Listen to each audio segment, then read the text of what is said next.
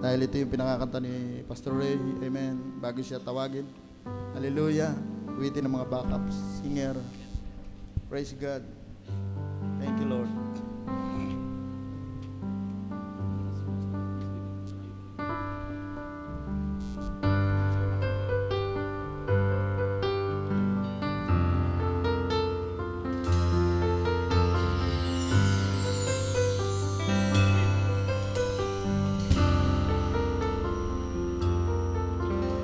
It is written that man shall not live by bread alone, but by every word that comes from the mouth of God. And by His word He gave His Son for us on Calvary to pay the price of sin for you and me. By His word brings the sickness from the bed. He gives life unto the dead. He brings hope to the hopeless soul. By His word you can have the victory. He will set the captives free. He brings life to you and me. Just one word was broken in Eden, and that's what caused the fall. So it will take hold of the word to bring us back to God. And through this lasting message, all His word has been made known. And through His power we shall overcome. By His word, by His word, storms go back from by His word, Jesus gives you back your life, gives you back your life. By His word, the joy out of existence. He came to pour salvation. He gave life to you and me. Raise the sick man from the bed. He gave hope to the dead. He brings hope to the hopeless soul. By His word you can have the victory. By His word He will set the captives free. He brings life to you and me. By His word He brings life to you and me.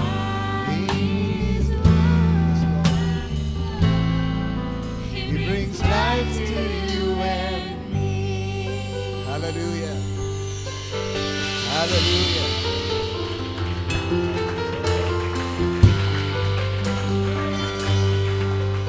Amen.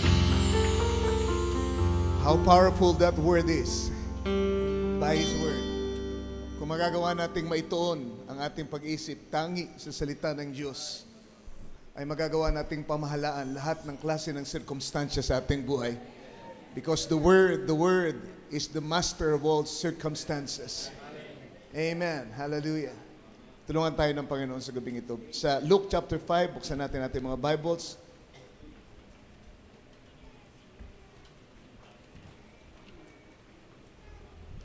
Luke chapter 5, verses 4 to 5.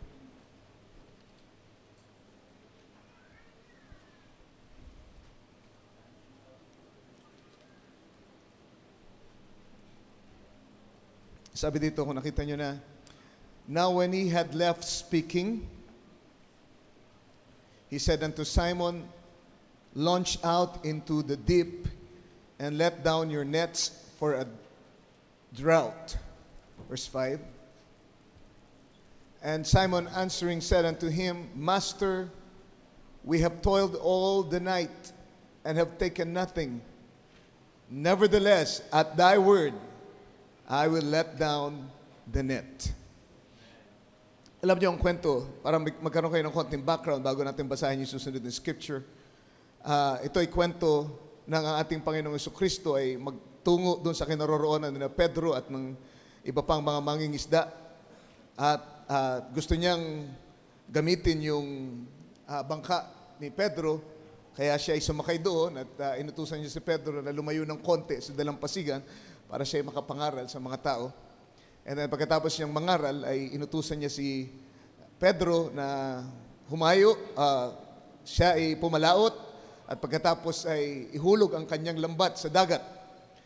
At sabi ni Pedro, alam mo po Panginoon na buong gabi kami, buong magdamag kaming sumubok na mga isda, makahuli ng isda, nanlambat kami, pero wala kaming nakuha. In other words, sinasabi niya, alam niyo po ba Panginoon, kami po'y mga veterano sa pangingisda.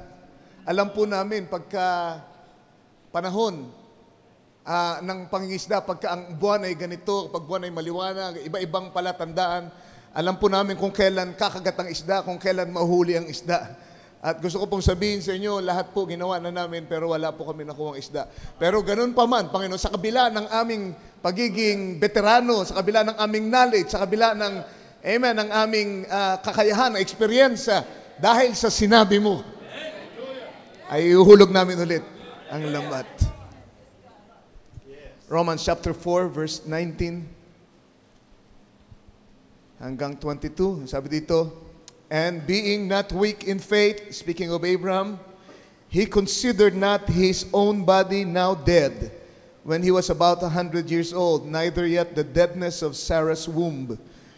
He staggered not at the promise of God through unbelief, but was strong in faith, giving glory to God, and being fully persuaded that what he had promised, he was able also to perform. And therefore, it was imputed to him for righteousness. Tayong lahat ay dumalangin. Ama namin sa iyo po lahat ng papuri namin ngayong gabi at pagtitiwala. Dahil alam po namin ito ay isang supernatural na pagtitipon. Hindi lang po ito pagtitipon ng mga pisikal na tao. Ang mga anak mong naririto ay may mga kaluluwang galing sa iyo, Panginoon. Supernatural beings din kami nung kami Lord, makatanggap ng banal na Espiritu mo at ang aming kaluluwa ay makipag-isa sa Espiritong ito. Kami po, Panginoon, ay hindi na nanginginain. Ang kaluluwang ito hindi na nanginginain sa mga bagay ng sanglibutan. Ito'y nanginginain lamang sa mga Lord, bagay na ipinapahayag mo, sa mga makalangit na bagay. Ang kalakasan ng aming kaluluwa ay galing sa iyo, galing sa kapahayagan, Panginoon. At ang kalakasan ng aming kaluluwa ang dahilan kaya kami nakapagpapatuloy at nakapananagumpay, Panginoon, sa aming buhay dito sa ibabaw ng lupa. Bagamat ang aming katawan ay mahina, ang katawan namin ay, Lord, hindi pa rin tubos at inaatake ng kaaway sa tuwin na maging aming kaisipan. Ngunit salamat dahil mas dakila, mas makapangyarihan yung nasa loob namin kaysa doon sa aming mga katawan, Panginoon. And we thank you, Father, for this revelation. Hiling po namin na sa tulong mo ay, Lord, maipahayag ang kaisipang ito na inilagay mo sa puso ko sa mga taong naririto, Lord, by your, Lord, teaching, by your intercession, O God, nawa, Panginoon, ay hindi masayang ang mga salitang mamumutawi sa bibig ng iyong lingkod. Sa iyo po lahat ng papuri, tulungan mo po ang iyong mga anak sa kanilang mga pangailangan ngayong gabi, sa pangalan ng Panginoong Jesus. Amen. Mari tayong magsiupo.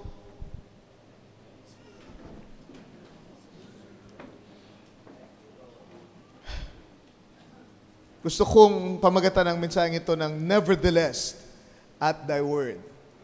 Nevertheless at thy word. Doon sa Tagalog, ang ginamit ng mga salita ay ganito, datapwat sa iyong salita.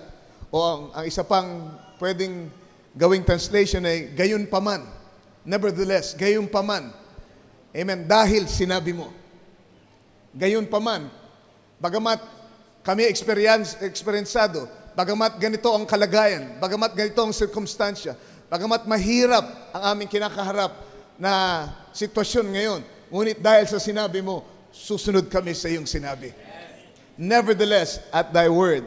And for our subtitle is, gusto kong pamagatan ito para sa subtitle niya, or pinakapaksa natin ay ang considering the word above all. considering the word above all.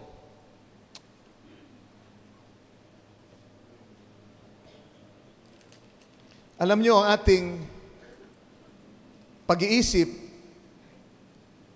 ay sadyang nangangailangan ng lubos na pamamahala ng Banal na Espiritu.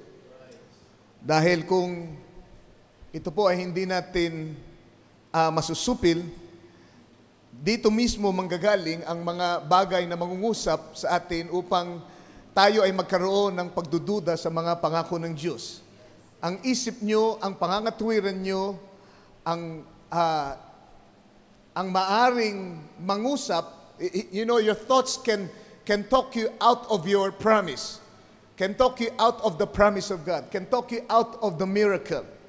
Amen? Sa pamagitan ng mga pangangatwiran natin, maaring magpasya tayo, hindi para sa atin itong himalang ito. Hindi matutupad itong salitang ito sa akin.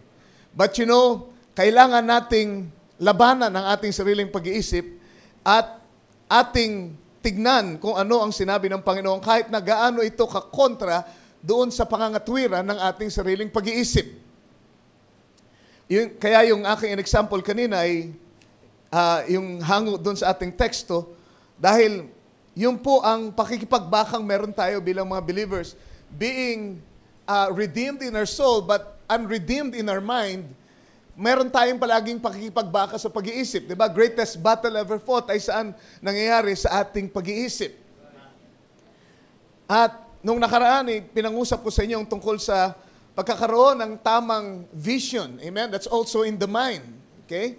So, makikita nyo na kailangan tama yung ating binibigyang pansin, dapat tama yung ating tinitignan, dapat tama yung ating pinagtutuunan ng ating atensyon sa ating pag-iisip.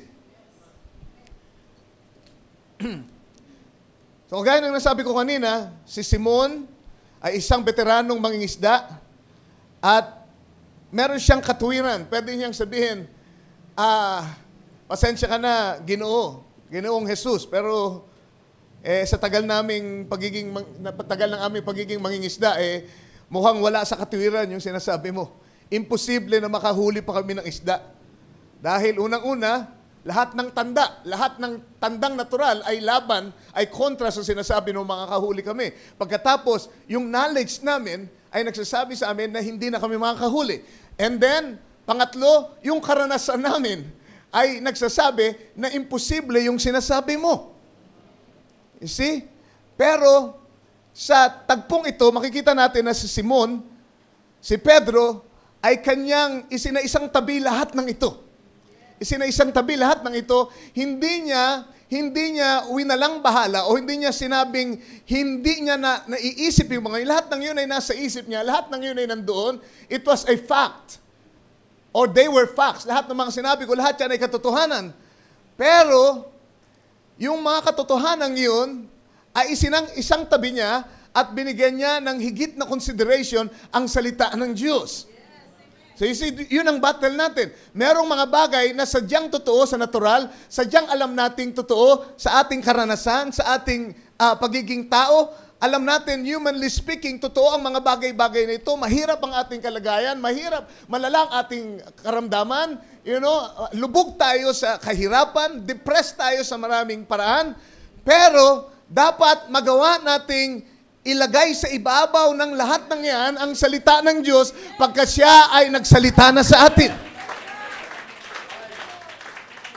Kaya, nevertheless, sa kabila ng katotohanan ng mga sirkumstansyang ito, amen, dahil sinabi mo, Lord, ilalagay ko ang iyong salita sa ibabaw ng lahat ng ito. Hallelujah. So nevertheless, at thy word, I will let down the net. So, hindi niya kinonsider yung circumstansya. Ang kinonsider niya ay ang Diyos. Dapat wag natin i-consider yung mga kahirapan, yung impossibilities na nakikita natin. Dapat i-consider natin ang Diyos, ang kadakilaan ng Diyos, ang pagiging makapangyarihan sa lahat ng Diyos. Amen. Siya po ang may tawag dito, may control sa lahat ng batas, lahat ng nature. Amen. Ay kontrolado niya lahat ng batas, natural laws, medical laws, amen, mathematical laws, amen, economic laws, amen, lahat ng yan ay nasasapawan, amen, ng batas ng Diyos.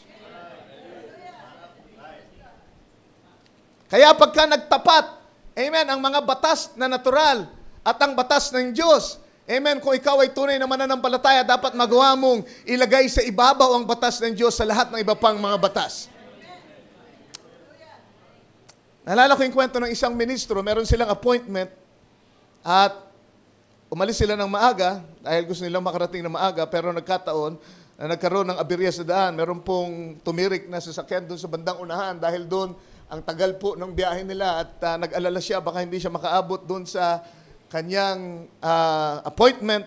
Kaya tinawagan niya na at sinabi niya ganito ang kanilang kalagayan at ang ginawa nung mga opisyal doon sa venue ay nagpasugo sila ng tawag dito ng officer ng police na maaring tawag dito mag-escort sa kanila para sila ay makaalis doon sa traffic at makarating sila on time dahil po yung venue ay nabayaran at may oras. Pagka hindi nila nagamit yung oras na yun ay mawawala ng kwenta yung kanilang bayad at masasayang lahat ng preparasyon.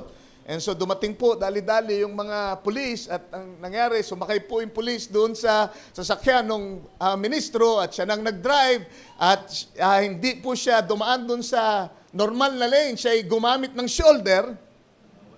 Di ba? At ito po yung nangyari sa Amerika at siya po ay tumakbo ng mabilis above the speed limit.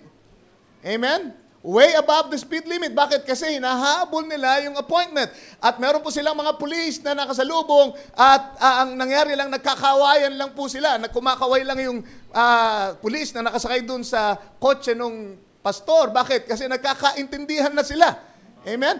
Kung wala po yung pulis dun sa loob ng sasakyan, mahuhuli sila, matitikitan sila for sure. Ang batas ay nagsasabi, pagka tumakbo ka ng higit kaysa sa ganito, ay titikitan ka. Pagka tumakbo ka sa shoulder, titikitan ka. Pag ikaw ay nagpagewang-gewang sa kalsada, titikitan ka. Pero hindi sila natikitan. Bakit? Kasi nakasakay yung batas sa kanila.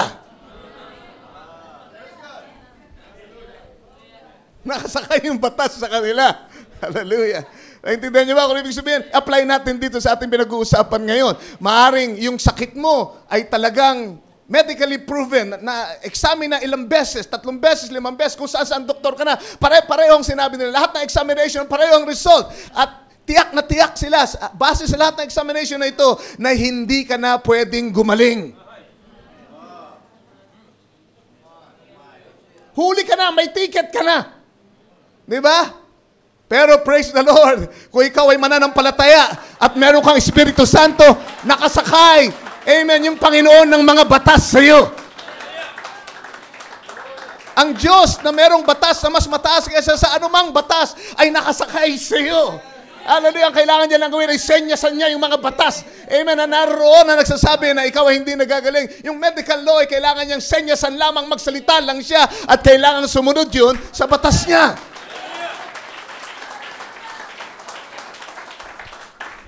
Hallelujah. Blessed be the name of the Lord. Nakasakay sa atin ng batas. Nakasakay sa atin ng dakilang Diyos. Hallelujah. Blessed be the name of the Lord. Ang sabi ng, minsan kasi, pagka nakikinig tayo sa mga boses ng kung sino-sino, boses ng sarili nating pag-iisip, boses ng kaibigan, boses ng mga balita, minsan lahat ng yan ay kontra sa salita ng Diyos. Diba? At sabi ko kanina, yung mga pangangatwiran ng ating sariling pag-iisip. And then, tapos, punta ka pa sa kaibigan mo at sabihin sa iyo, ay naku, ano bang klase ng cancer yung meron ka? Ganito yung cancer. Ito yung sabi ng doktor. Ay naku, ganyang klase ng cancer. Naku, bihira, nakakaligtas siya. Ang totoo, yung nanay ko, diyan namatay. Kasi nadidiin lalo yung... Kung meron ka ng takot, amen, dahil nakinig ka pa doon, lalong dinidiin yung katotohanan na mamamatay ka na nga hanggang sa hindi lang po ospital ang na-imagine mo, ang nailalagay sa pangitain mo, meron ka ng kabaong na nakikita. And remember, kung ano yung nakikita mo sa vision mo, doon ka hahaltakin. Sabi ko nga di ba? Pagpasok natin sa 2013, pagbungad ng taon, ang sabi nila, ito raw ay year of the water snake. Naku, snake pala itong taon na ito. Di ba? Nakabuo na kagad yung mga tao amen, ng vision sa kanilang harapan, sa kanilang kaisipan. Amen, na sila ay nililingkis. Nililingkis ng ahas, ng water snake. Okay, tinutuklaw o nilalamon ng malaking ahas. Bakit yun naisipin? Ba't di ka gumawa ba't di ka mag-drawing sa pangitain mo na kinakain mo yung ahas? You see? Depende yan kung paano mo i-handle ang yung pag-iisip. Hallelujah.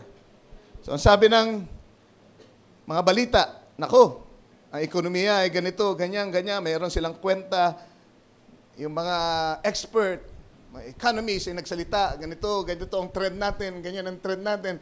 Kung di ka mag-iingat, madidepress ka pag pininiwalaan mo lahat ng sinasabi nila. Pag hindi ka nakaangkla sa salita ng Diyos, amen, parang napakahirap ng sumulong. Bakit? Kasi wala nang pag-asa. Ang trend natin, palusong, amen, pabulusok sa baba.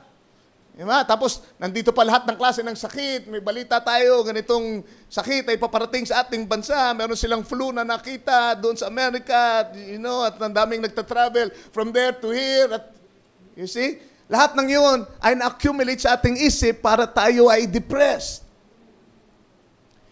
Pero, amen, pwede natin sabihin, in spite all of this, by the Word of God, amen, I will become a victor. I will be a victor. I will not be a victim. I will be a victor. I'll be victorious. I'll be an overcomer. Hallelujah. Hallelujah. Tingnan natin ang sabi dito sa Romans chapter 4, binasa natin kanina para ipakita sa inyo ng gusto ko, ano yung gusto kong sabihin. Sabi dito, and being not weak in faith, Abraham considered not his own body now dead when he's about 100 years old, neither yet the deadness of Sarah's womb. Tingnan natin yung salitang considered dito. Galing sa salitang katanoeo. Katanoeo, okay, pakiclick. Ang ibig sabihin ay, behold, perceive. Sabi sa Abraham, sa pag-express ng kanyang pananampalataya, hindi niya kinonsider ang kanyang sariling katawan na ngayon ay patay na. Mistulang patay na. Hindi niya binihold. Ano ibig sabihin ng behold? Sabi mong behold, masdan mo ng gusto. Behold, di ba? Kita nyo, may kinalaman pa rin sa vision. Behold, what seest thou? Di ba yun ang title natin ng Sunday? Behold, hindi niya binihold. Hindi niya minasdan. Ano pa? Perceive. Hindi niya pinag-isipan. Hindi niya inintindi ng maigi. Ang kanyang katawan, hindi niya pinoblema ng gusto na ito ay 100 taong gulang na. At ang sabi dito, to consider attentively. Pag-isipan ng gusto, yun ibig sabihin niya, fix one's eyes or mind upon. O sa Tagalog, pagtuunan ng pansin o pag-iisip. O pag-iisip. Pagtuunan mo ng matinding pag-iisip. Yun pala ibig sabihin ng consider. Diba? Si Abraham, hindi niya tinanggi na siya ay matanda na at ang kanyang katawan ay mistulang patay na, pero hindi niya yung pinagtuunan ng pansin. Diba? In spite of it. At thy word. Diba? Hindi niya dininay o hindi niya sinabing, hindi naman ako matanda, hindi siya umikot sa lahat ng bayan, sa kanilang mga kapitbahay at sinabing, 18 anyos ako, 18 anyos ako. No. Alam niya na siya 100 taong gulang na. Alam niya na matanda na, wala na siyang kakayanang bilang lalaki na maging ama. At ang sabi dito, hindi niya rin kinonsider yung, tawag dito, yung pagkabaog ng katawan ni Sarah o pagkamatay ng katawan ni Sarah. Yung salitang dead pala, by the way, hindi ibig sabihin na patay na wala ng buhay, kundi ito'y galing sa salitang, kung i-click natin, necro. Na ang ibig sabihin ay worn out, gastado. Diba? Pag worn out na, sabihin, gastado na. Or ang ibig sabihin pa niyan ay to deprive of power or destroy the strength of. Wala nang lakas. Gastado na kasi. Hindi na nga kayang maging amay. Di ba? Laspag na. Gastado, laspag, di ba? So lahat ng sitwasyon, lahat ng kalagayan ni Abraham ay kontra sa pangako. Isipin niyo kung doon siya nag-duel.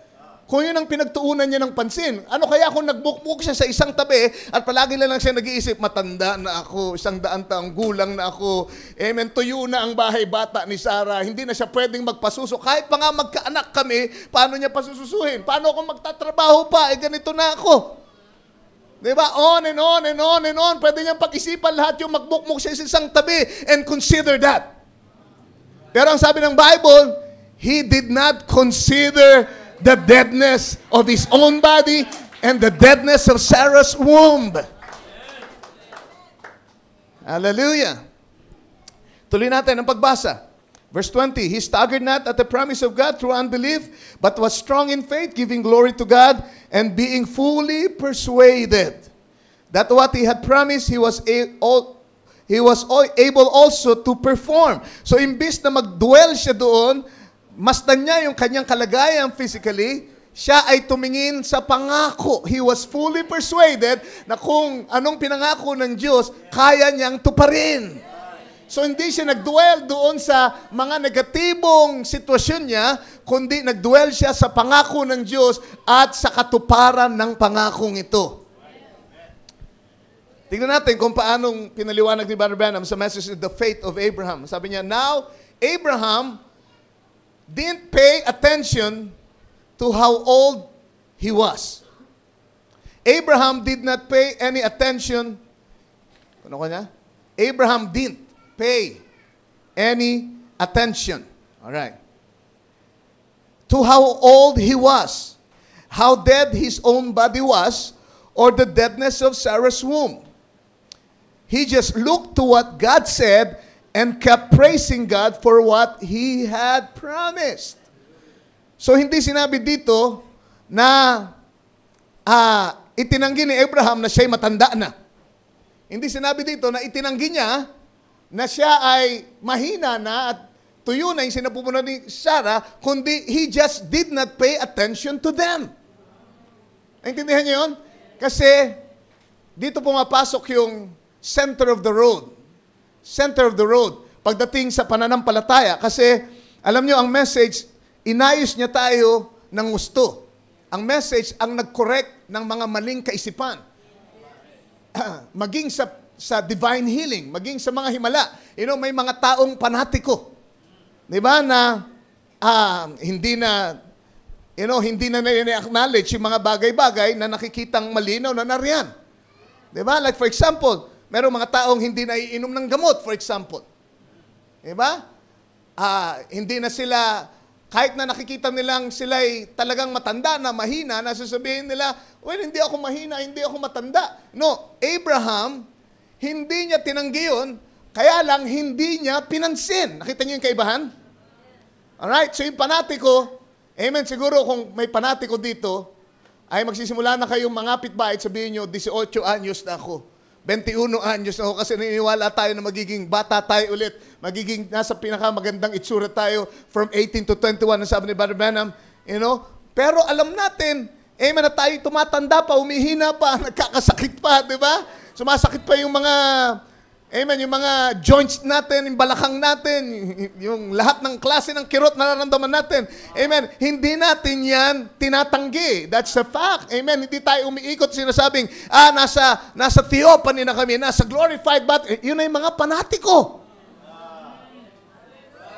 Nakikita nyo? Sabi ni Brother Branham, kung ikaw ay matinong tao, amen, at meron kang gamot na dapat mong inumin at nakakatulong sa iyo yun, amen, gawin mo lang yun.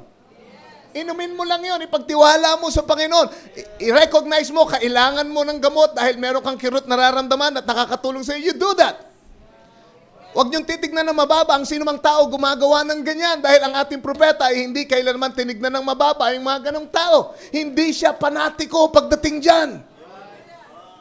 Alright, in fact, ang sabi niya, gusto ko sana ang aking mga anak ay maging doktor. Kung di man sila maging ministro, gusto ko maging doktor sila dahil ang mga doktor ay kaloob ng Diyos sa sangkatauhan kung magagamit lang nila yung kanilang, amen, natutunan, yung pinag-aralan, amen, sa paglilingkod sa mga tao, amen, yan ay gawa ng Diyos. Praise the Lord. Hallelujah. So, hindi natin tinatanggi. Si Abraham, hindi niya tinanggi na siya'y matanda na. Amen. Di ako naniniwala na hindi siya nakaramdam ng kirot. At he recognized that. Siya'y nakaramdam ng kirot at napansin niya na humihina na siya. Remember, illustration ni Brother Branham, palagi niya tinatanong si Sarah, kumusta na Sarah? Meron ng pagbabago. And Sarah would say, wala pa rin pagbabago. Di ba? Meron ka na bang nararamdaman? Wala pa rin pagbabago. No better. And sabi ni Brother Branham sa kanyang illustration, lalo akong tumatanda, lalong nanginginig yung aking tuhod. Di ba? Ibig sabihin nun, they recognize yung pagtanda, they recognize yung, amen, yung sakit, yung paghina ng katawan, but they did not consider, they did not dwell in it. Alright? Tuloy natin yung pagbasa para mas maintindihan nyo. Dito susunod na quote sa Luke, Phoenix, 1963. Sabi dito, Abraham knew that his body was as good as dead. Abraham knew. Alam ba ni Abraham? Alam niya, nirecognize niya. Di ba, ang aking katawan ay parang patay na sa tanda nito. He knew it. Body was as good as dead, but he considered not his own body. Alam niya na matanda na siya, pero hindi siya nag-dwell dun sa kanyang katandaan. Alam niya na matanda na siya, pero hindi yun ang kanyang testimony. Ang testimony niya, bagamat matanda na ako, gagawa ang Diyos ng paraan para matupad ang pangako niya sa akin. Kung paano niya gagawin, hindi ko alam. But I'm dwelling on the promise. I'm considering the promise above my body. Sa kabila ng aking kalagayan, nevertheless, can you say amen? Dahil sa sinabi mo, amen, I will dwell, I will think about that. Amen, I will keep my thoughts upon the promise. And sabi niya, Abraham knew that his body was as good as dead, but he considered not his own body. He considered not the deadness of Sarah's womb. A young girl, he had married his half-sister, lived with her all these years, and now she's 90 years old, and he's 100 years old, but he didn't even think about that. He didn't even come in his mind. Why? He had focused all the unbelief out. Now, gusto kong ipakita sa inyo. Amen. So, hindi niya kinonsider, pero alam niya na siya'y matanda. Alam niya na patay yung bahay bata ni Sarah. Kung hindi ito tama, paano tayo makakapag-request ngayon sa ating prayer meeting kung hindi natin i-consider na meron tayong problema? Di wag na kayong mag-request. Paano kayo nag-request? Pag-pray niyo po ako kasi masakit ang aking ulo. You see, you recognize it. It's a fact. Di ba? It's a law of nature. Pagka may problema ka, pag merong infection o naman, sasakit ang ulo mo. Pero, merong batas na mas mataas kesa dyan. Yun ang ating testimony. Hindi tayo tumitigil dun sa fact. Hindi natin tinatayuan yung fact ng buhay, pero ang tinatayuan natin ay ang pangako ng Diyos. Yun ang ating patotoo. So nagre-request pa rin tayo. Ang sabi ng doktor, meron daw ganitong sakit ang aking anak. You see, sinasabi natin, we even recognize what the doctor said, and that's okay. Walang masama niya. Huwag niyo isipin na wala na kayong pananampalataya porket sinabi niyo na ang sabi ng doktor ay merong ganito ang inyong anak. But you don't dwell on that. Hindi ka hihinto dyan. Hindi yan ang patotoo mo. Oo, nagkaroon ng sakit ang anak ko. Oo, malala ang sakit ng anak ko. Oo, ayon sa kanilang pagsusuri, malala, bihira lang nakakaligtas dito. Pero sa Diyos, ang lahat ay posible. At sa mga mananampalataya, walang imposible sa kanila. Hallelujah. At lalong mabibigyan ng kapurihan ng Diyos dahil in spite of the fact, in spite of all these truths, of these facts, amen, amen, pinatunayan ng siyensya at lahat ng batas, amen, ay pag naiangat ka ng Diyos dun sa kalagayan yun. Dahil ikaw ay nangako, ikaw ay nanghawakan sa pangako ng Diyos, mas lalong mabibigyan ng kalulatian ng Diyos. Amen? Kasi kung sasabihin mo, wala ka naman sakit, wala akong sakit, diba? Bakit ka pa hingi ng prayer? Sana nakukuha niyo ako. Alright. So, kailangang mag-focus tayo. So, yun ang sabi ni Brother Branham, dapat mag-focus tayo sa pangako ng ating Panginoon. You see, meron ako sasabihin tungkol sa ating makeup, sa ating conscious at subconscious mind. Ang sabi nila, ang ating daw isip ay parang iceberg. Alam niyo iceberg? Iceberg, yellow yun, di ba? Yung nakikita niyo nakalitaw, tawag niyo iceberg. Ang totoo nun, yung nakalitaw ay kakapraso lamang doon sa kabuuan ng iceberg na yun. Di ba? Ilang porsyento lang yun. Tok-tok lang yung nakikita niyo nakausli doon sa tubig eh. Pero yung malaking bahagi, nun yung katawan nun, nakalubog sa tubig. Parang ganyan daw ang ating isip. Ang ating conscious realm ay parang yung nakausli doon sa ibabaw ng tubig. Diba? At conscious, diyan tayo nangangatwiran. Diyan tayo, tawag dito, umaalala ng mga bagay-bagay at nagkukwenta at nagpo-prove ng mga bagay-bagay. Diyan tayo nagkukwenta at lahat. Amen. Pero doon sa subconsciousness natin, yun naman yung mga gawi natin na naipon sa ating paglaki. From 6 years old, ang sabi nila, lahat ng mga ifinid diyan sa subconscious mo ay naiimbak diyan, mga gawi, mga pangangatwiran sa mga, amen, given a situation, yung paraan ng pakikipagtao mo, pakikipagkapwa mo, iba, pakikipag-appointment, yung gawin mo ng palaging late sa usapan, lahat yan ay naipon diyan sa iyong paglaki. Environment mo lahat, gawin mo, nandiyan yan sa subconsciousness. Kaya, praise God, meron ka mga ginagawa na hindi mo na iniisip doon sa conscious realm. Sana naintindihan niyo ko? Diba? Meron kayo tanungin ko kayo, alam niyo ba ginagawa niyo pagkatulog kayo? Kasi sinasabi niyo, brother, pwede ba yun gumagawa ako ng hindi ko na iniisip? Pagka natutulog kayo, hindi kayo nag-iisip, pero humihinga pa rin kayo. Sino nagkokontrol ng paghinga nyo? Yung subconsciousness nyo. Di ba? Hallelujah. At marami kayong mga ginagawa. Kahit kayo tulog, minsan, papakamot kayo. Di ba? At kung ano nung ginagawa nyo, meron pa nga mga lumalakad habang tulog. That's that. Subconsciousness. So napakaraming na-imbak dyan sa ating subconsciousness. Para yan, sabi, kumbaga sa barko, yung consciousness realm natin, conscious realm natin, parang yung kapitan na nasa deck. Samantalang yung subconsciousness natin, yun naman yung engine man, yung lalaki na nandun sa engine. Di ba? Kailangan magkasundo yan eh. Yung nasa deck, mando ng mando. Diba? Pero ang totoong nagpapaandar nung barko ay nandun. Makinista ang tawag, okay? Diba? Parang ganun yun. So, itong ating conscious mind, yan ang nangangatwiran. Pero, meron tayong subconsciousness na kung ano yung tinanim mo doon, inimbak mo doon, hindi basta-basta naalis yung kahit pa mga tuwiran ka dito sa subconscious mind mo, minsan, amen, ang nagagawa mo yung nandoon sa subconsciousness mo. Bakit? Kasi nandun na yun. Yung sinasabi ko sa inyong larawan na nakaukit na doon eh. Okay. Ating ipapaliwanag yan dito ngayon sa eksenang ito, sa perfect faith, ang sabi ng ating propeta.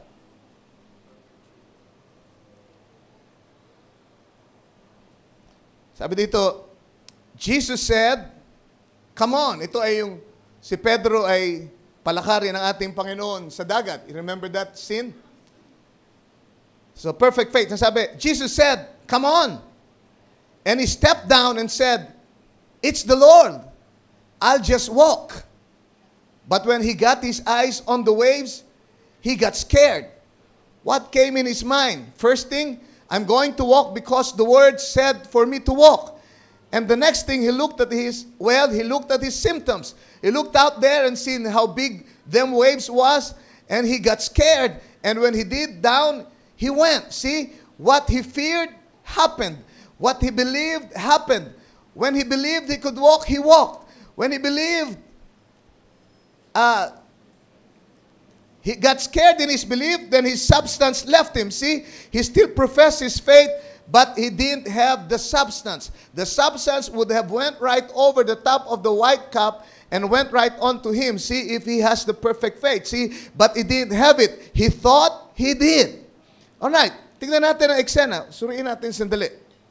Nung sabihin ng Panginoon sa kanya, lika, bumaba ka sa bangka at lumakad ka katulad ng ginagawa ko. So siya ay binigyan ng Diyos ng divine faith. Amen. So, tagpong yun, hindi siya nangatwiran, basta nung sabihin ng ating Panginoon, lika, lumakad ka. Bumaba ka dyan sa bangka, lumakad ka sa dagat. Amen. Hindi na nag-isip itong si Pedro. Siya'y bumaba sa bangka at nagsimulang lumakad. Dahil binigyan siya ng Diyos ng substance faith. Amen? Against his reasoning, against his intellect. Amen? Basta sumunod siya, narinig niya yung salita, karakaraki siyang sumunod. Unconsciously, alright, hindi niya kinonsider nung una yung dagat, yung alon, yung hangin, di ba? Basta bumaba siya unconsciously. Amen. Siya ay sumunod. Ano yun? Binigyan siya ni Lord ng substance sa kanyang subconsciousness. Amen. Na kahit hindi mapangatwiranan nung tao na nandoon sa deck, amen, ay sumunod, pinaandar niya yung kanyang, kumbaga yung kanyang barko. Amen. Sa pamagitan ng substance faith na galing sa ating Panginoon, subconsciously, amen, siya ay tumapak sa dagat. Right. Tingnan niyo ito, para mas maintindihan niyo. Nung nag-aaral kayo magmaneho, nung bago pa lang kayo, kung makahawak kayo sa manibela, ganun na lamang, di ba? Parang agawin sa inyo yung sasakyan. Di ba? Nanggigigil kayo at parang, hindi kayo makagawa ng iba pa. Ang gusto niyo na hawakan yung sasakyan. Kasi ang nasa isip niyo ay yung direksyon ng sasakyan at baka kung anong mangyari sa inyo, kaya ganun na lang. Ang nervous niyo, very conscious kayo mahawak doon sa sasakyan. Doon sa manibela. Di ba? Hindi ka makapagbukas ng radyo. Di ba? Kasi hawak mo, paano ka pa magbubukas ng radyo? Hindi ka makabitiw doon sa manibela. Kaya nahihirapan ka magkambyo kasi ang consciousness mo ay nandun sa manibela. Pero habang lumalaon, habang natututo ka, kita niyo ba yun? Amen? Unconsciously, kahit pa nga isang kamay lang may hawak na manibela, pihit ka ng radyo. Di ba? Lipat ka ng kambyo. Di ba? Kwentuhan ka pa. Ngayon, nagsi-cellphone pa yung iba, nagte-text pa. What's that? Kasi yung simula, amen, yun yung sa conscious mind eh. Di ba? Pinapag-aralan mo pa lang eh, kaya limitado pa eh. Pero habang ikaw ay natututo, ini-imbak mo yun sa subconsciousness mo. Kaya pag na-imbak na yun, gagawin mo na yun without even thinking about it. Di ba? Pagka sumigaw yung misis mo sa tawag dito, sa tabi mo, ay! Preno agad without even subconsciously, alam mo, kailangan pumreno, kailangan magpalit ng gear, di ba? At lahat. At ikaw ay naglalaro pa ng channel ng radyo at lahat. Why? Because yung subconscious mo, amen, ay nabuo na at yun ay gumagana kahit hindi mo na pag-isipan ng gusto. Intindihan nyo? Kaya isipin nyo, kung hindi nyo iniingatan yung mga finifeed nyo sa isip nyo, ano ang naimbak sa inyong subconsciousness? Kung palagi kayong negatibo, kung palagi pinakikinggan nyo, puro chismis, puro paninira ng kapwa, puro negatibong balita, puro kawalan ng pag-asa, puro karamdaman, puro hindi magandang eksena, ano yun? Puro takot ang itatanim niyan sa subconsciousness nyo. Amen. At pagka merong konting problema, lahat ng takot na yon na na-imbak dyan sa subconscious nyo ay nagtitrigger para kumilos ka in a certain way. Kita nyo? O para mas maintindihan natin, sa panahon na ito na ating inaroroonan, being a computer time, diba? Digital, diba? Techie na tayo ngayon. Yung ating subconsciousness ay parang hard drive. Diba? Yan yung hardware natin, yun yung memory. Diba? Samantalang yung conscious realm natin, yun naman yung software na nag-i-imbak. Amen. Nag-i-imbak ng mga informasyon at lahat doon sa ating drive. Ganun yun. Okay? Kaya kita nyo, napaka-importante na yung ating subconsciousness ay maayos natin. Amen. Kung ito lang ang mag-iimbak palagi sa mga naririnig niya sa pangangatwiran ng sanglibutan, anong klase ng buhay magkakaroon ka? Kaya nga, napakaswerte natin, napakapalad natin, nalaman natin na meron tayong kaluluwa sa ating puso. Can you say amen? At nandoon naman ang isip ni Lord.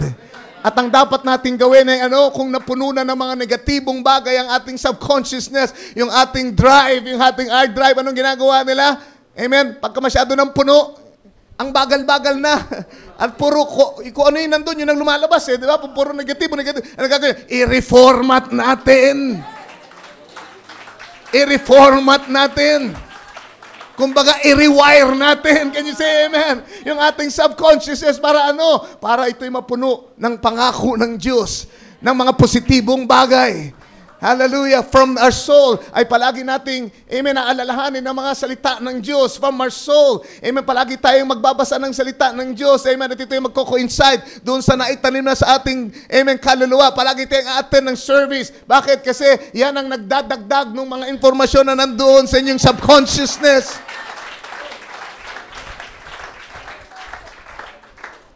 Hallelujah. So binigyan siya ni Lord ng isang kaisipan, pumasok sa subconsciousness niya, nag-register doon. Amen. It was a substance faith. Kaya siya nakalakad, itong si Pedro. And then, ang sabi dito, basahin natin ulit yung quote si Jill. Subukan kong i-break down bago tayo magtapos. Sabi dito, he stepped down and said, "It's the Lord, I'll just walk." Diba? Hindi na siya nag-isip. Basta alam niya, ang Panginoon yun It's the Lord. Ilang alam niya, basta ang Panginoon, pag ang Panginoon naroon, wala siyang dapat ikatakot. Ang Panginoon na nakakalakad, nilalakad din ako at nandun siya at siya ang tumawag sa akin. Hindi na siya nangatuwiran dito sa conscious mind niya.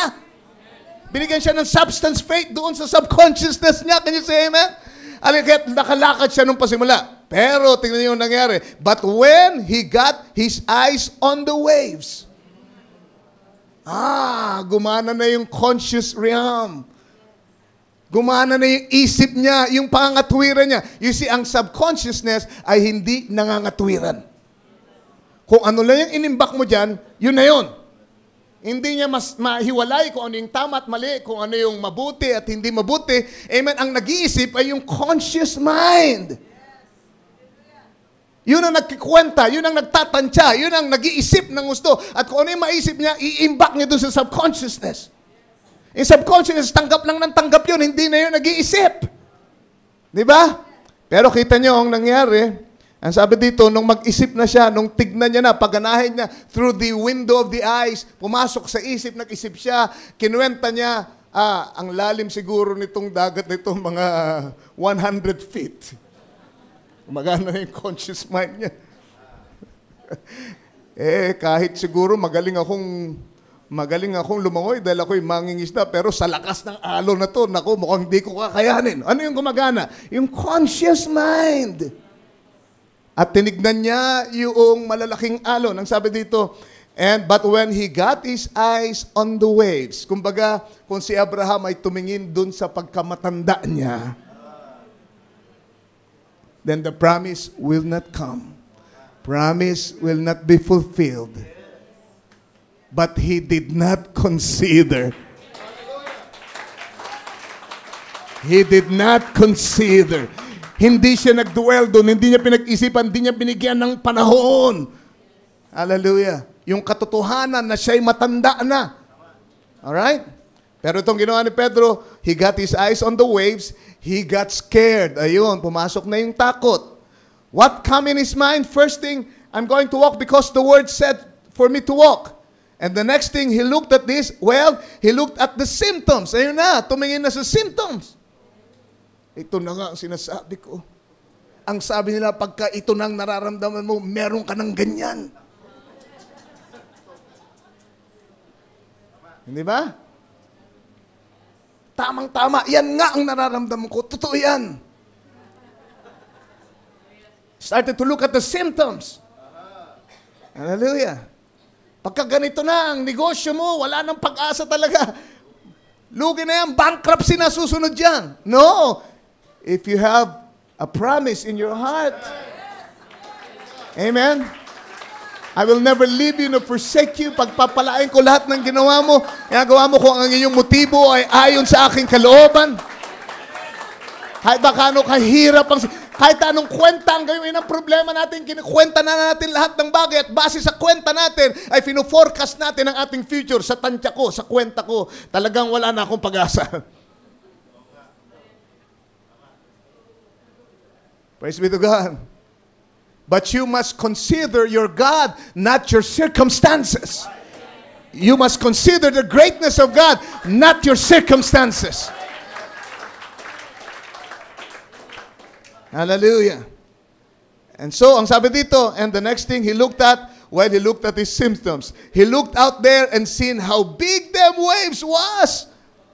Nung una, hindi niya naman napansin. Hindi niya alintana yung malalaking alon, basta siya ay humakbang at siya ay lumakad at nakalakad siya. Bakit? Hindi niya pinagtuunan ng pansin yung mga malalaking alon. Pero nung kanyang pansinin na and considering them, amen? Anong nangyari? Siya ay natakot na. He got scared. And when he did, nung matakot na siya ay nagsimula ng lumubog. Tandaan niyo yan, pag pumasok na ang takot, yan na ang maglulubog sa inyo. Amen? Anong kailangan natin para mawala ang takot? Perfect love. Perfect love. Cast it out. Fear. Hallelujah. Pagtitiwala sa pag-ibig ng Diyos. Hallelujah. Kahit gaano pa. Amen. Ano bang nangyari dati? Amen. Pagtiwala natin. Amen. Huwag niyo sabihin, nangyari kasi dati, baka ang ganyan na naman ang mangyari. No. Pagtiwala mo ang iyong sarili, ang iyong buhay sa pag-ibig kay Kristo. Pag-ibig mo sa Kanya, sa pag-ibig niya sa iyo. Yan ang magtatanggal ng mga alalahanin, ng takot, ng agam-agam sa iyo.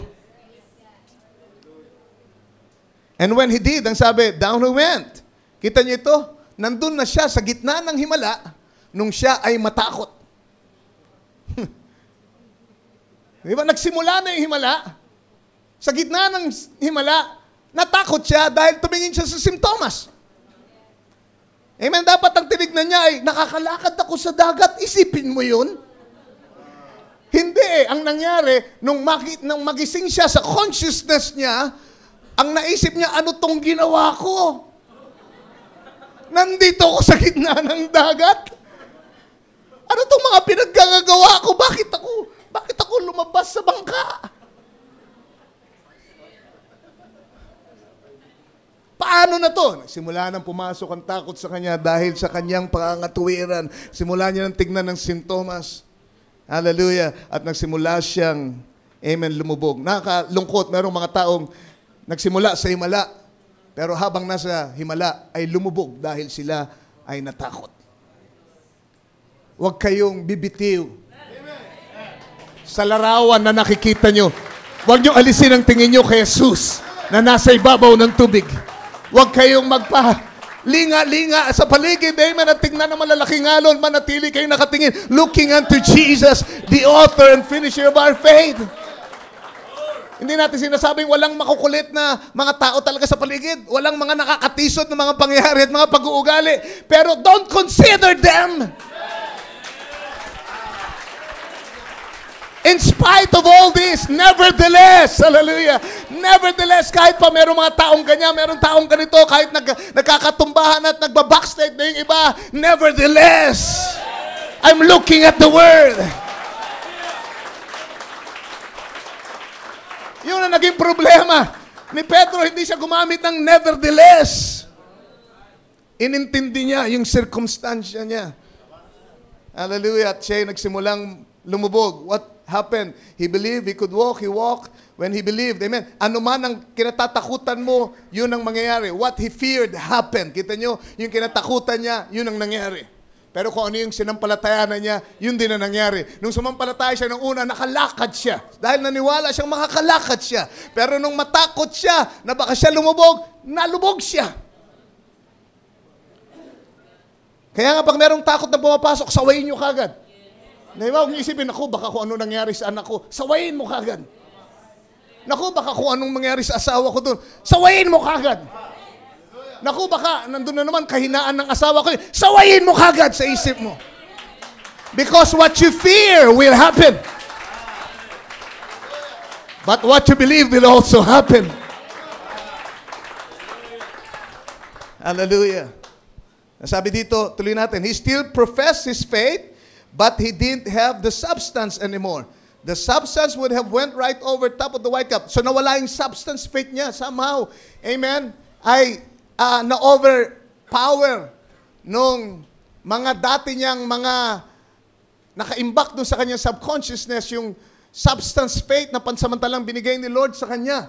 Amen. Being a fisherman, alam niya kung anong panganib ng dagat at lahat. And so lumaki siyang ganun, na-overpower yung substance faith na yun. At ang sabi dito, he still professed his faith. Ang isip niya, nagsasabi, naniniwala pa rin ako, nakalakad na ako eh. Pero yung kanyang subconsciousness ngayon ay nagtrabaho na ng gusto at nagsabi, talagang hindi pa pwede yan, di ba? Kasi yun ang kanyang nakasanayan sa kanyang paglaki. Talagang hindi ka dapat lumakad, gumamit ka ng bangka.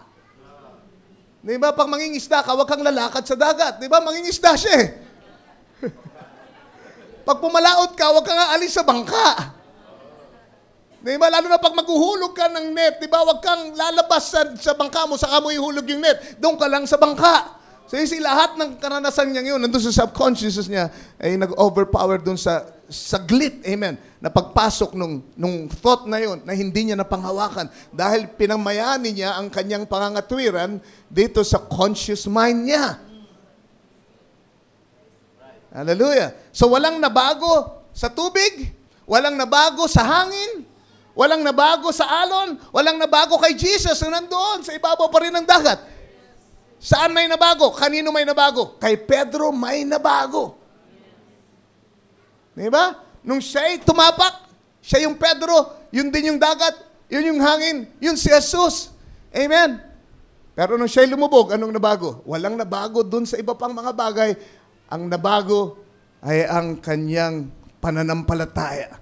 Ang sabi na wala niya yung substance na yun. Ang sabi niya, dahil kung taglay pa rin niya yun, lalakad lang siya doon sa mga alon na yun na naglalakihan. See? But he didn't have it. He thought he did. So sa isip mo, pwede kang magsabi, niniwala ako dyan. Pero iba yung nandoon sa subconsciousness mo. Kaya maraming mga tao, intellectual lang yung kanilang paniniwala. Pero pag uwi sa bahay, ano nangyari? Konting kirot na maramdaman, hindi pa pala ako napagaling. Diba? Kasi dito lang niya, pinaniwalaan sa isip niya. Pero doon sa subconscious, nasanay na siya na pagka may naramdaman kang kirot, kaagad, sabihin mo kaagad na hindi ka pa magaling. So you see? So kailangan ma-overcome natin yung conscious mind natin at pagkatapos mabura natin lahat ng laman ng subconsciousness natin na negatibo at kontra sa salita ng Diyos. Sabi niya dito, he did at first. Amen. He had faith at first. He was willing to venture right out. Why? The Lord told me to do it. It's got to happen. So he just steps right down out of the boat and takes off. He never thought about the waves. Nung pasimula, he never thought about the waves. He just steps right down out of the boat, takes off. Sabi, how contrary they was, he never got that in his mind. Now, when you get to thinking, well, now wait, and I've been sick so long. Stop, ang sabi ni Brother Branham. You just might as well go back to the boat, see? But when you quit thinking about that, Abraham considered not his own body now dead, neither the deadness of Sarah's womb. He didn't think about that. He didn't even consider it. It wasn't even brought into understanding. He didn't even consider at all. He just considered what God said and he went on. As long as Peter did that, he walked.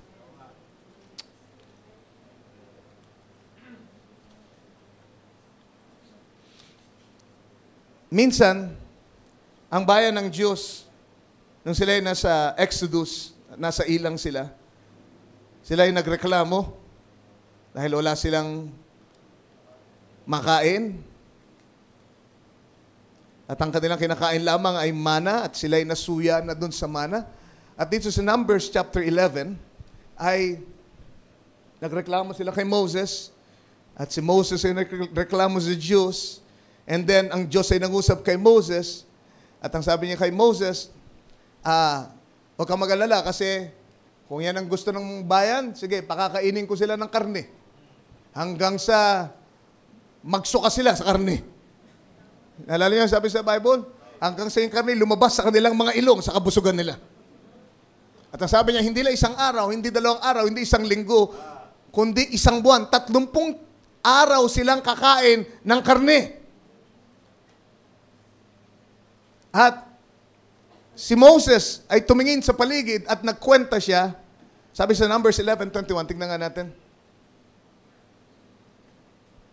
And Moses said, the people among whom I am, Numbers 11:21, are 600,000 footmen, and thou hast said, I will give them flesh, that they may eat a whole month.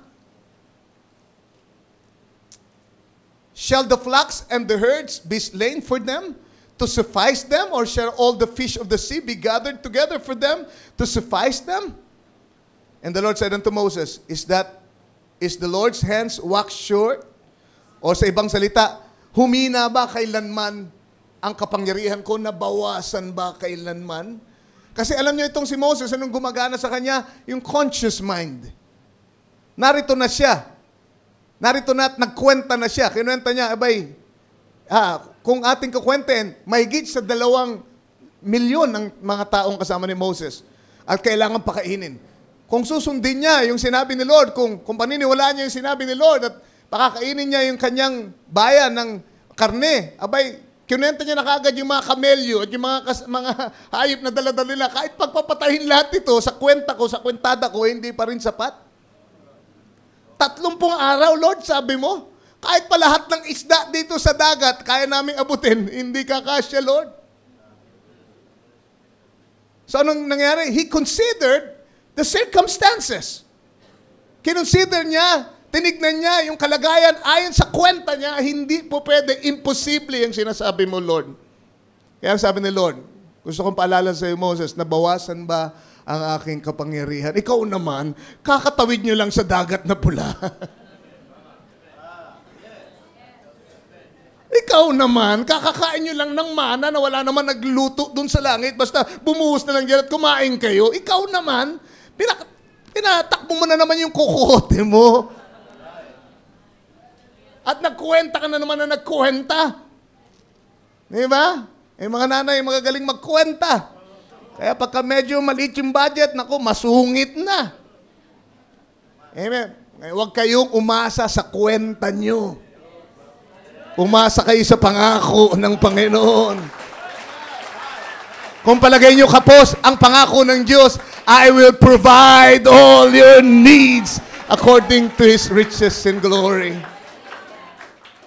Sa kabila ng kwenta nyo, magpo-provide pa rin si Lord. Kakain pa rin kayo. Mga anak, kakain tayo. Sabi nga, di ba, so, kakain tayo. Dahil yun ang pangako ng Panginoon. Hindi ko kayo pagkukulangin.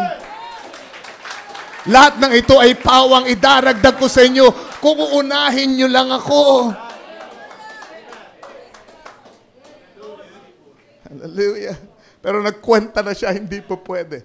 But you see, dapat kinonsider niya ang Diyos, hindi yung circumstansya. Yun ang problema sa atin, masyado tayo minsan maraming alam.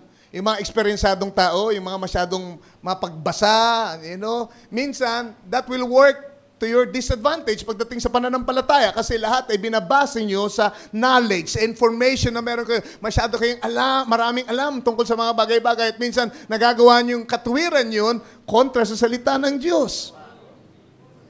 Make sure na yung mga tinatanggap niyong mga impormasyon ay hindi kontra sa salita ng Panginoon. At kung may kontra man, ay sabihin nyo na kagad sa isip nyo, yan, maaring totoo yan, pero mas higit ang salita ng Diyos yan.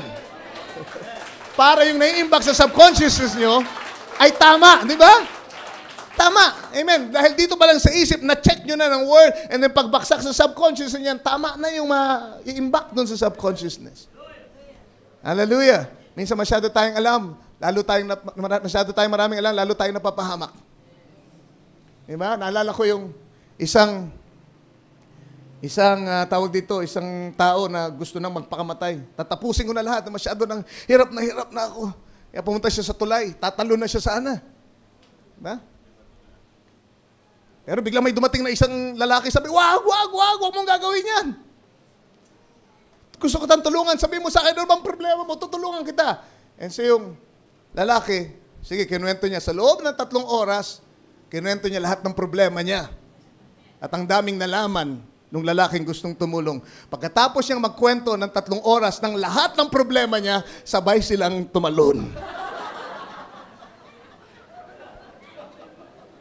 Sa dami ng nalaman niya, at puros negatibo, nadamay siya doon sa negatibong mga problema ng tao. Imbis na matulungan niya, sabay silang tumalon. Mag-iingat tayo dun sa mga pinapakinggan natin, binabasa natin ng mga negatibo kontra salita ng Diyos. Baka mapatalon tayo sa tulay. Always consider the Word above all else. The Word above all. Hallelujah. Maring totoo yan. Maring totoo. Scientifically, they can prove that. But nevertheless, at your Word, Lord. Nevertheless, at your Word. Hallelujah. Sabihin ko sa inyo, scientifically, patutunayan nila sa inyo, hindi pwedeng mapalitan ng inyong katawan. Diba? Kumonsulta kayo sa mga scientists, tignan nyo kung po pwede na magpapalit kayo ng katawan. Sabihin nyo, magiging glorified ng inyong katawan. Tawanan kayo niya at bigyan kayo ng lahat ng prueba na hindi po pwede. Scientifically, lahat ng klase ng formula, ipapakita nila sa inyo, hindi pwede. Babalik kayo sa ashes. But nevertheless, because the Lord promised, there will be a body change. I consider that above science, above medical law, above all the natural law. The law of God supersedes them all. At siya'y nakasakay sa akin. Hallelujah. At kung gumahad lang yung ibang mga batas na mas mababa kaysa sa batas na nasa Diyos, yun ay kailangan niyang hawiin niya yun para matupad ang kanyang pangako sa akin. Dahil siya na may-ari ng lahat ng batas, may kontrol sa lahat ng batas, ay nananahan sa akin.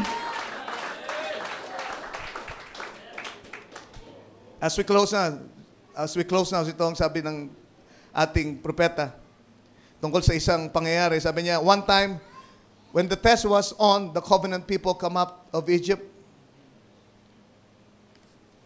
No. Lalampasan ko na yan.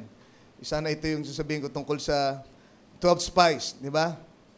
Yung 10 ay nagbigay ng bad report, pero yung 2 ay nagbigay ng good report. Alam na natin yun.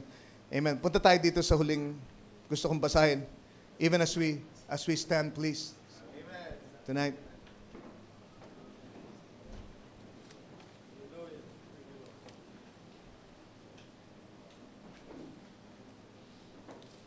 Greater than Solomon is here. Ito ay tungkol dun sa isang bata na may black diphtheria. Ito ay may kinalaman sa puso. At lumala ng gusto yung sakit niya hanggang sa ayon dun sa gadget nila sa ospital. Itong batang ito ay lumala na ng gusto na imposible na siya ay mabuhay pa. But then, yung mga magulang nitong bata ay nakiusap kay Brother Branham na ipanalangin yung kanila anak. If you remember the story. At pinuntahan ni Brother Branham, pinag-pray niya. Very simple. Amen. Prayer. At nagpakita ang Diyos ng vision sa kanya. Nakita niyang gumaling yung bata. At nasabihin niya na gagaling yung bata dahil nakita ni Lord. Yung mga magulang ay nagdiwang na, nagtatalo na, nagpuri. Amen. Hallelujah. Praise the Lord. Magaling ng ating anak. At ang sabi dito, kung paano kunento ni Brother Branham, greater than Solomon, sabi niya, and the little nurse looked over. And the little nurse looked over. Didn't know what it was all about. And she said, kasi nagtatatalo na, nagdiriwang na yung tatay. Papasalamat na kay Lord, nagpupuri na. Pagkatapos sabihin ni Barbara na magagaling yung bata. Pagkatapos niya ipanalangin. Kaya tinignan siya ng nurse. Hindi niya alam kung ano yung ginagawa ng tatay. Hindi niya maintindihan. She said, Sir, do you understand that the best doctors we got in this country has said that the child will be dead within the next 5 hours? Hindi mo ba naintindihan yun? Hindi mo ba naintindihan yung mamamatay? Pinakamahusay na doktor na nagsabi niyan. Parang, bakit kayo nagdiriwang? Hindi nyo ba naintindihan yung kalagayan ng anak nyo?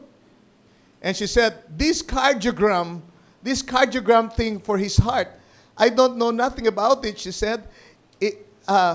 It went all the way down, and never in medical history, when that ever drops, does it ever come back again. In other words, sinasabi niya, yung cardiogram ang nagsasabi, talagang wala ng pag-asa yung anak nyo. Pagka umabot na sa ganyan, ang stage ng sakit niya, amen, ayon din sa cardiogram, ayon sa kasaysayan, wala nang nabuhay pa na pasyente. And the old father walked over, put his arms around the little nurse, and he said, "Honey, see, I feel sorry for you. You're looking at the chart, that machine, because that's all you're trained to look at." He said, "You're looking at that machine. I'm looking at the divine promise that was made by God." Sabi niya, the boy is married now and got 2 children now. Miss Bartel, if you're here, all right, there you are. See, that's what makes things real. It depends on what you are looking at. Sa isang version ng kwento niya, ganito ang pagkakasabi. This is very important dahil papakita ko sa inyo yung nevertheless at thy word. Sabi dito, this man started walking along saying, thank you, Lord, yung tatay. And the mother just as happy and shouting. Second miracle. And the nurse said to her, say, did you realize that your boy is dying? And said, sure, I know what you said. So hindi itinanggi ng tatay yung sinabi ng doktor, yung sinabi ng nurse. Amen. Alam ko na sabi mo, ayon sa inyong pagsusuri, mamamatay ang aking anak. Sure, I know what you said. And said, well, and the doctor was standing out there, was intern, and they was just as happy and shaking hands and hugging one another, and thanking God for his healing. The boy just dying right out. So he said, well, what are you so happy about? Did you understand? The doctor said, did you understand? I told you your boy will be dead in 2 hours. Said, I understand what you said. Sabi ng magulang, and I understand what God said. And he said, well, look, it's all right to have faith, but I can't see how that you can just ignore such things as that. Paano nyo na-ignore itong pagsusuri namin? When the boy laying there dying, and the man turned around, which was a minister, he turned around and said, sir, looky here. You're looking at, said, that when the cardiogram shows that heart, ever what it was, I didn't know his words.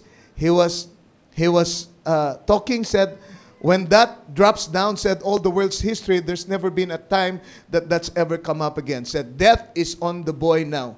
He said, look, sir, you're looking at that chart, and I'm looking to a divine promise.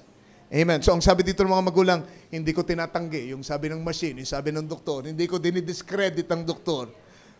But nevertheless, totoo yung circumstansyang yan.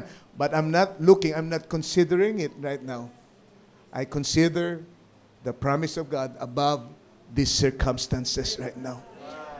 Sa gabing ito, maaaring meron kayong matinding pagsubok. Talagang totoo na mahirap ang inyong kalagayan. May karamdaman kayo, may mahal kayo sa buhay na nasa bingit ng kamatayan at talagang totoo ang sinabi ng doktor.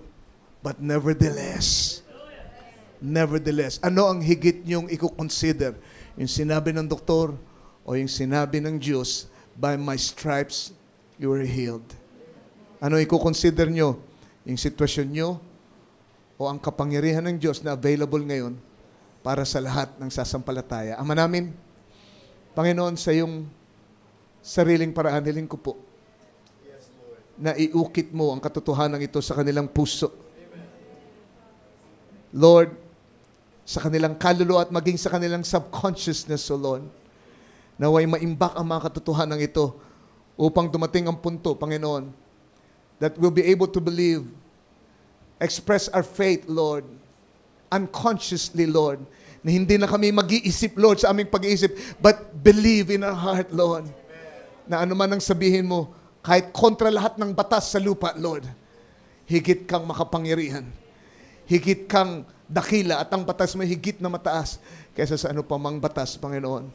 Ama, anumang Panginoon, sitwasyon ang kinaroroonan ng iyong mga anak sa gabing ito. Ayaw mong katulad ni Pedro, Lord, sila'y makalakad, Panginoon, sa ibabaw nito dahil sinampalatayanan nila ang salita mo nang sabihin mong, come on, walk on the water. And we're going to walk on your word, the water of your word, Lord. At di kami titingin sa symptoms, hindi kami titingin sa paligid. Hindi namin i-consider ang circumstances sa paligid. Kundi titingin kami sa iyo na dakilang Diyos. Samahan mo kami sa aming pananalangin, Lord, sa ilang sandali. In the name of the Lord Jesus Christ. Amen. Mananalangin tayo sandali.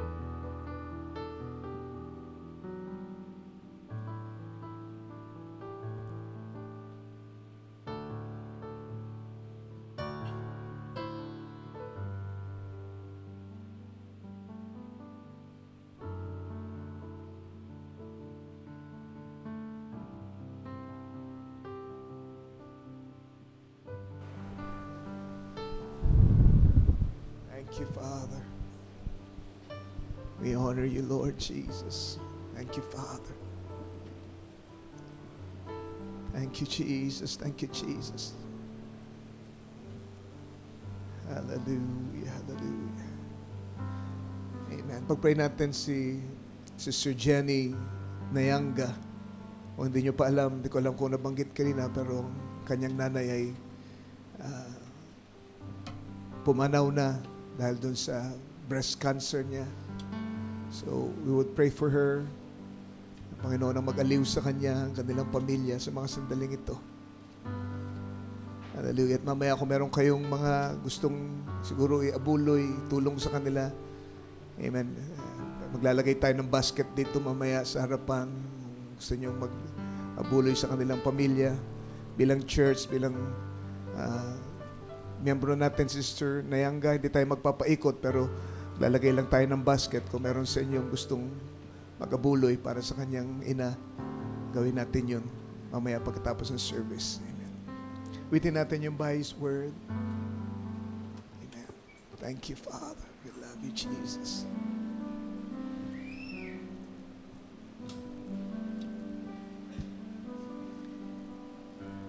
Yes, Lord. We love you, Jesus. We honor you.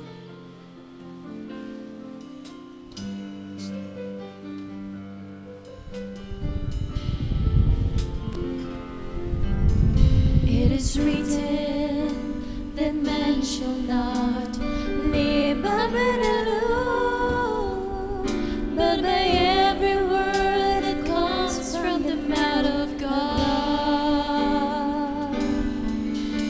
And by His word He gave His Son for us on Calvary to pay the price of sin for you and me. Yes, Lord. Yes, Lord. By His word He raised the sick man from the dead. By His word He gave life unto the dead. By His word He brings hope to the hopeless soul.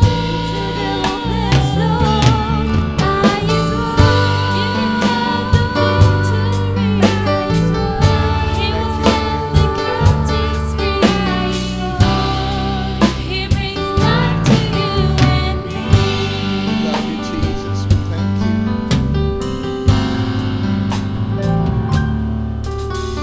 Just one Tayo natin word tumayo. was broken May nawit in natin. Eden, and that's what caused the fall. So it will take all of the world to bring us back to God. And through this last day message, all His word has been made known. And through His power we shall overcome. By His word, still and clear. His word.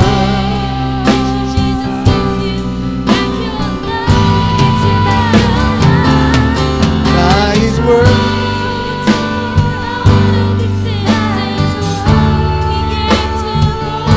Yes, Lord. He gave life to you and me. Witin natin lahat.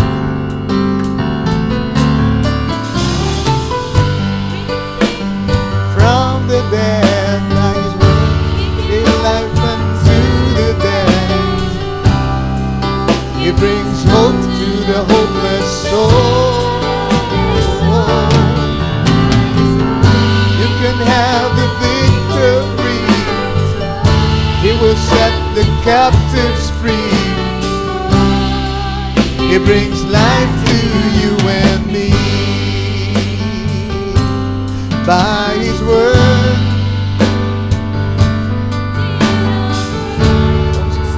from where you came, little fishy, Jesus gives you back your life.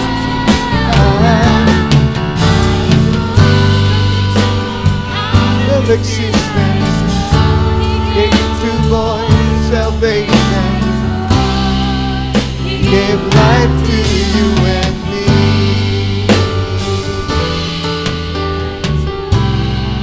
Yes, Lord. back to you when Thank you, Father. By His word, to you and me.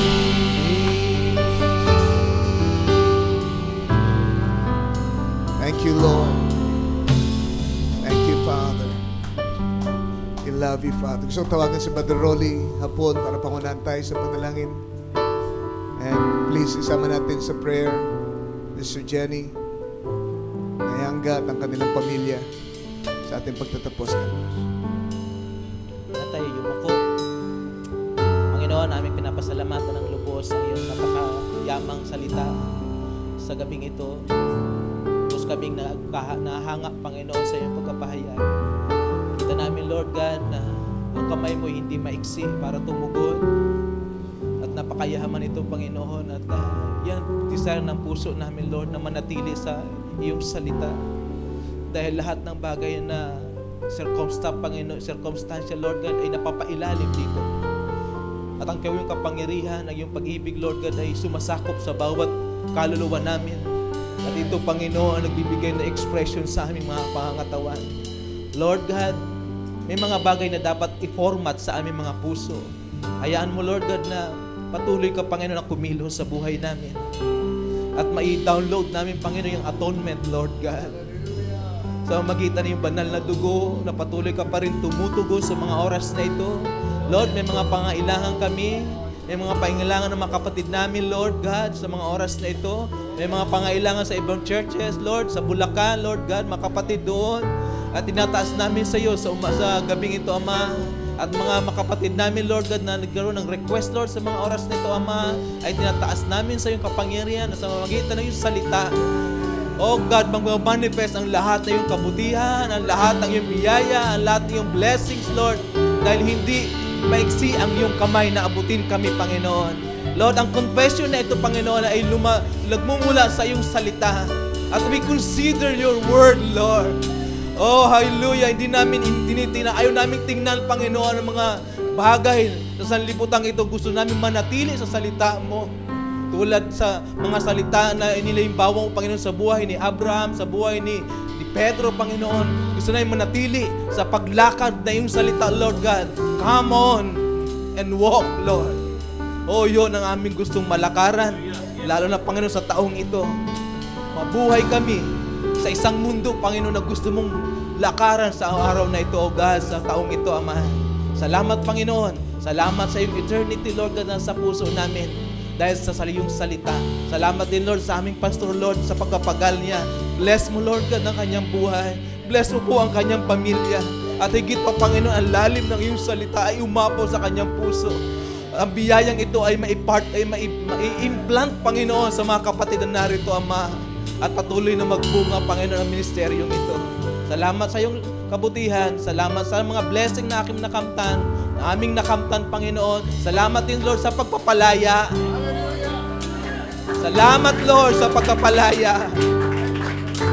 Oh, let the captives free, Panginoon. Oh, we claim that, Lord. We claim your blessings, Lord. Oh, God. We claim your provision, Panginoon, sa makamundo, sa hirap ng mundong ito. Oh, Lord, hindi namin naalanta na ayaw namin tumingin sa mga circumstansya, Panginoon. Ngunit ikaw ang dakilang Diyos. We believe your word. We consider your word, Lord. Salamat, Panginoon. Sinabi ng considered, Lord, past tense. Ginawa mo na. Oh, God, salamat sa iyong salita. Na aming natamo ito'y naiimbak sa aming subconscious, Panginoon. Oh God, panatiliin mo nawa ang aming buhay sa ganitong lakad. Sa gabing ito, salamat, Lord, sa tagumpay. Sa pangalan ng Panginoong Hesus Kristo, sa dalangin namin. Amen.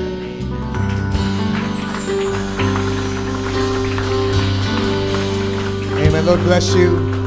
Amen. Pinagpala kayo ng Panginoon ngayong gabi. Amen. Meron kayong gusto ibigay sa ating kapatid. Amen. Bago kayo umalis, you can come. Amen. Maghulog kayo ng inyong tulong sa kanila. Lord bless you.